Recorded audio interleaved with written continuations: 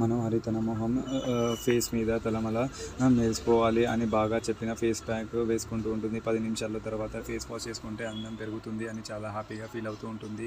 అయితే మనోహరి face wash చేసుకున్న తర్వాత తన మొహం చూసి షాక్ అవుతుంది. మొహం అంతా నల్లగా వికారంగా మరియు ఒక ఏలియన్లా మారిపోతుంది. బాగి వచ్చి ఎందుకు ఇలా జరిగింది అని అడిగితే యాదమ్మ పౌడర్ కలపడానికి నీళ్లు లేక పక్కన ఉన్న ఒక లిక్విడ్ కలిపానని చెప్తూ ఉంటుంది. ఆ లిక్విడ్ ఫేస్ ప్యాక్ రిమూవ్ చేసే స్ట్రాంగ్ కెమికల్ అని బాగి చెప్పడంతో మనోహరి కంగారు పడుతూ ఉంటుంది.